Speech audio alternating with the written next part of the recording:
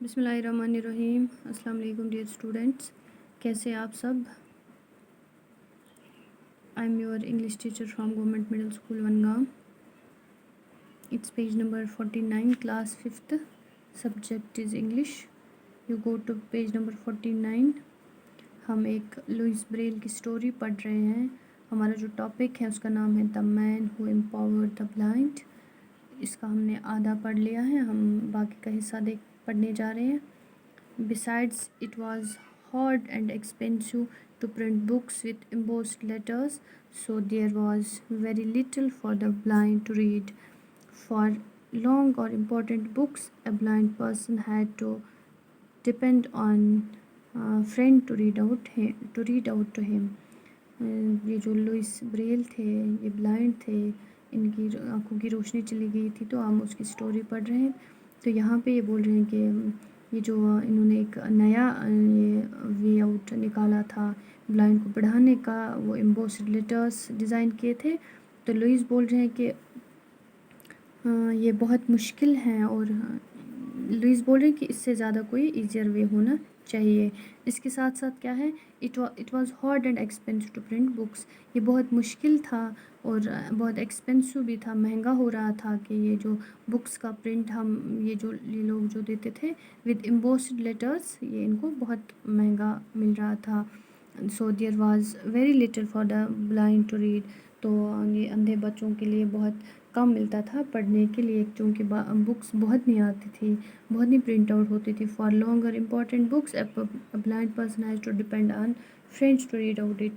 और इसके साथ साथ ये जो अगर कुछ इम्पॉर्टेंट या कोई लॉन्ग बुक पढ़नी होगी तो अंधे आदमी को, जो ब्लाइंड पर्सन होते हैं, उनको किसी दूसरे पे डिपेंड रहना पड़ता था, दूसरे की हेल्प लेनी पड़ती थी, मदद लेनी पड़ती थी कि वो पढ़ के इनको सुनाता था। खुद नहीं पढ़ पाते थे क्योंकि उसमें बड़ा टाइम लगता था। There must be an easier way for the blind to read and write, young Braille said over and over again.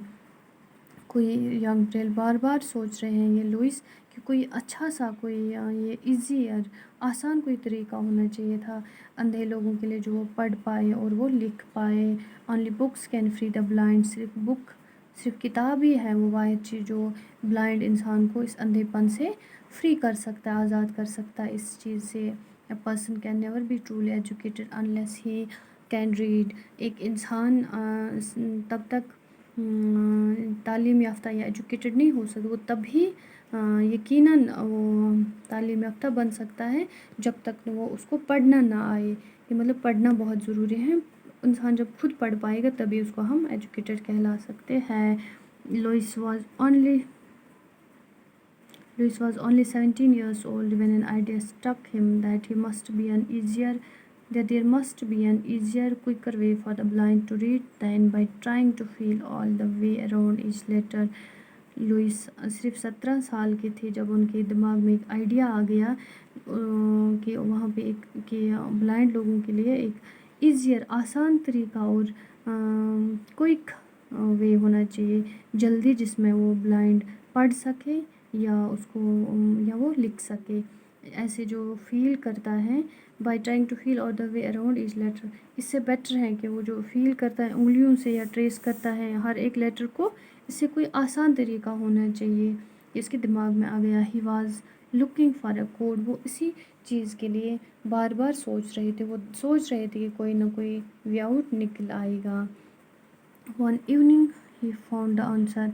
एक शाम उसको जवाब मिल गया।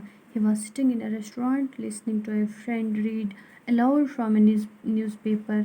वो एक बार रेस्टोरेंट में अपने फ्रेंड के साथ बैठे थे, तो उन्होंने क्या, इतने में उन्होंने एक सुना कि फ्रेंड जो उसको न्यूज़पेपर ऊंची आवाज़ में सुना रहे थे, तो उन्होंने सुना, क्या सुना, suddenly he heard something that made him jump up. अचानक उसने ऐसा कुछ सुना कि वो उछल पड़े, कि वो खुश हो गए, कि वो एकदम खड़े हो गए। In his excitement Louis pounded on the table, shouting, laughing and crying all at once. उनके एक्साइटमेंट में वो उछल गए, वो टेबल अपना बजा रहे थे, वो टेबल पे खड़े हो गए, उसको बजा रहे थे, चिल्ला रहा था, हंस भी रहा था, सेम टाइम पे वो रो भी रहा था। आज इतना ही, कल मिलते हैं। अल्लाह हाफ़िज़।